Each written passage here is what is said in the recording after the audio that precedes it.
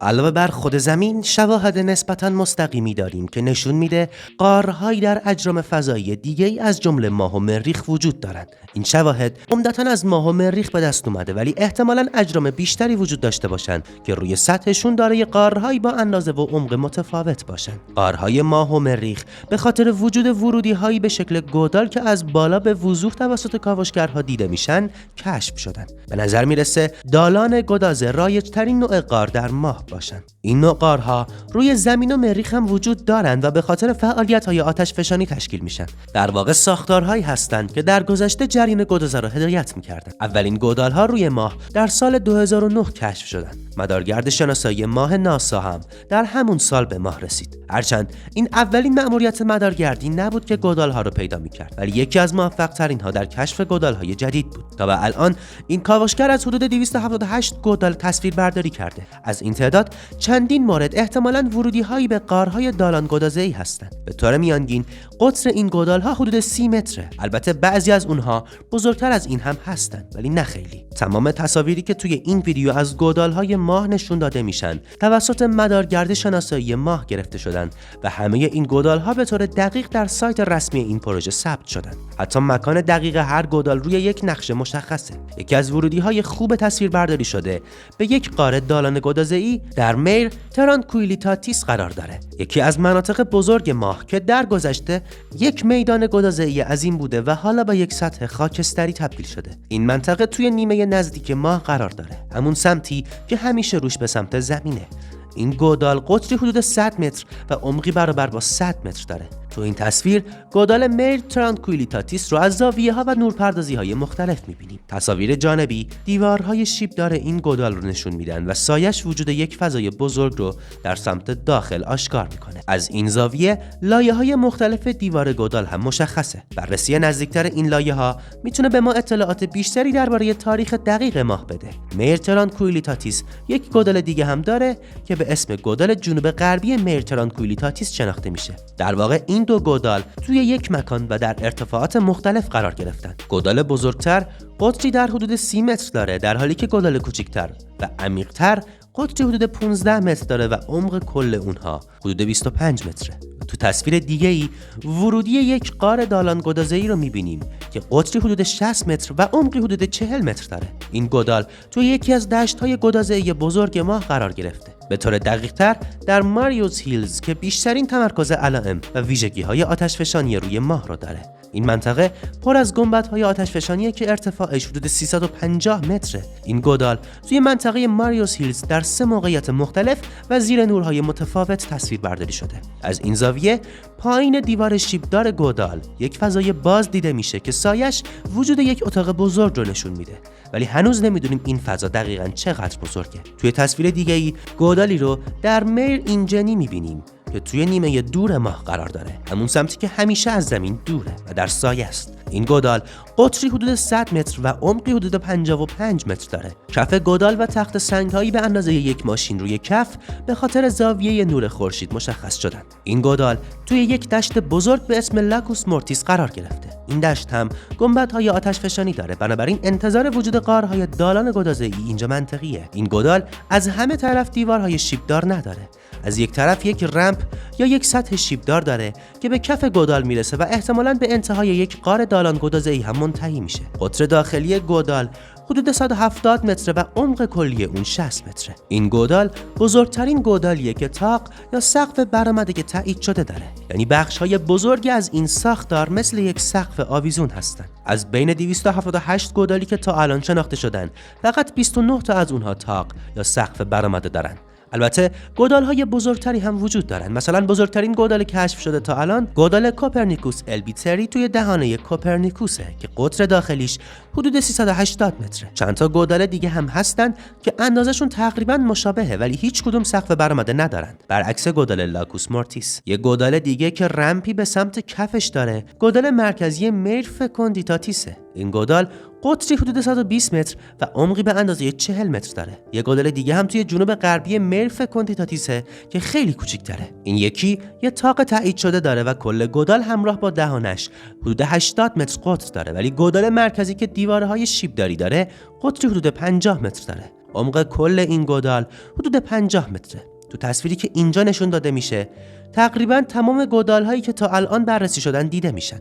هر تصویر حدود 200 متر عرض داره، پس میشه اندازه گودال ها رو به راحتی مقایسه کرد. واضحه که از بین گودال هایی که اینجا هستن گودال لاکوس مورتیس خیلی بزرگتره. همچنین مشخصه که همه این گودال ها ساختار نسبتا منظمی دارن، اما گودال های نامنظم زیادی هم روی ماه هستن. مثلا گودال تارپ 1A که قطری حدود 120 متر داره. این گودال دیوارهای شیبدار منظمی نداره که به صورت دایره‌ای دورش رو گرفته باشه. گودال‌های نامنظم دیگه‌ای هم هستن مثل کوپرنیکوس 21 با قطر 50 متر، کوپرنیکوس 20 با قطر 100 متر و کوپرنیکوس 18 با قطر 140 متر و خیلی های دیگه توی نقاط مختلف.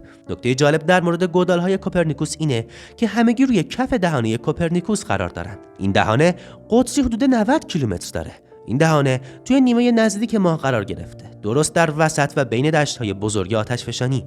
توی این دهانه تعداد فوق‌العاده زیادی گودال پیدا شده. یه خوشه شامل 32 تا گودال. این یعنی حدود 12% از کل گودال‌های شناخته شده ماه توی این دهانه قرار دارند. تا حالا بیشترین تعداد گودال‌ها توی یک منطقه استخر مانند به قطر حدود 30 کیلومتر پیدا شده که درست کنار دهانه‌ای به اسم کینگ قرار داره. این تصویر اون منطقه است که از مأموریت آپولو 16 گرفته شده. توی این منطقه در مجموع 62 گودال پیدا شده، یعنی 22% از همه گودال‌هایی که تا حالا کشف شدن اینجان. گودال‌های کینگ 1A و کینگ 1B دو گودال هستند که خیلی نزدیک به هم قرار گرفتن. یک پل به طول 19 متر و عرض 10 متر این دو گودال رو از بالا از هم جدا میکنه، ولی احتمالاً از زیر یک تونل اونها رو به هم وصل میکنه. این موضوع که توی منطقه استخر کینگ این نوع ساختار مرتباً دیده میشه یکم عجیبه. گودال‌های دیگه‌ای هم توی همین منطقه هستن که خیلی به هم نزدیکن و ظاهراً از زیر به هم وصلن. یه جای دیگه که تعداد زیادی گودال داره دهانه تایکوه که قطرش 85 کیلومتره. توی این دهانه 24 گودال پیدا شده که خیلی از اونها یه ورودی شیبدار دارن. قطر این گودال‌ها به طور میانگین حدود 45 متره، مثل گودال‌های تایکو 9، تایکو 12، تایکو 13 و تایکو 17A و تایکو 17B. دهانه استوینوس هم که قطرش 75 کیلومتر گودال‌های زیادی داره. 26 گودال اینجا پیدا شده، ولی بیشتر این گودال‌ها نسبتاً کوچیکن و معمولاً قطر داخلیشون حدود 5 متره. میانگین قطر گودال‌های این دهانه 10 متره که خیلی نسبت به میانگین گودال‌های تایکو که 27 متر کوچیک‌تره. یا دهانه کوپرنیکوس که میانگین قطر گودال‌ها 63 متره، یا حتی منطقه استخر کینگ که میانگین قطر گودال‌هاش 50 متره. میانگین عمق گودال‌های کوچیک توی دهانه استوینوس 8 متره. یعنی با توجه به جاذبه سطح ماه که حدود 1/6 جاذبه زمینه، اگه بپری توی این گودال‌ها احتمالاً با یک فرود نرم به کف اون میرسی. منطقه‌های استخر کینگ، کوپرنیکوس، استوینوس و تایکو روی هم 144 تا گودال دارن، یعنی 52% از همه گودال‌هایی که تا حالا روی ماه شناسایی شدن توی همین 4 منطقه هستن. اما آیا این تعداد زیاد گودال به این دلیله که این مناطق بیشتر از بقیه جاهای ماه بررسی شدن، یا شاید این تعداد زیاد گودال به خاطر فرآیندهای زمین شناسی که باعث شده تعداد زیادی گودال توی چند نقطه نسبتاً کوچیک شکل بگیره؟ 48% باقی مونده از گودال‌های شناخته شده که توی اون 4 منطقه بزرگ نیستن معمولاً به صورت خوشه‌ای دیده میشن. با این حال خوشه ها معمولاً خیلی کوچکتر از 4 خوشه بزرگ گودالی اند که قبلا توضیح داده شدن. این موضوع نشون میده که گودال ها معمولاً به صورت خوشه‌ای روی ماه تشکیل میشن، ولی هنوز نمیشه این رو به عنوان مدرک قطعی قبول کرد. گودال های ماه تقریباً توی همه ارزهای جغرافیایی پیدا شدن، به جز ارزهای خیلی شمالی و خیلی جنوبی. با این حال حتی نزدیک به این مناطق هم چند تا گودال پیدا شده. مثلا گودال شومبرگر A1 که خیلی نزدیک به قطب جنوب قرار داره درست بین دو دهانه قرار گرفته. یکی دهانه شومبرگر با قطر 85 کیلومتر و دیگری دهانه شومبرگر A با قطر 30 کیلومتر. خود گودال حدود 10 متر قطر داره. یک گودال نزدیک به قطب شمال هم پیدا شده. این گودال کف دهانه فیلولاوس قرار گرفته که قطرش 70 کیلومتره. توی همه تصاویری که از گودال گرفته شده زاویه تابش خورشید خیلی کمه و نمیشه به طور دقیق تشخیص داد که دیواره‌های گودال عمودی یا شیبدار هستن یا نه، ولی مشخصه که این گودال خیلی عمیق‌تر از یک دهانه برخوردیه. این گودال حدود 35 متر قطر داره. در آینده احتمالاً گودال‌های بیشتری نزدیک به قطب شمال و جنوب پیدا میشن. با این حال بعضی جاها درست روی قطب‌ها هستند که به دلیل موقعیت ماه همیشه توی سایه دائمی قرار دارن.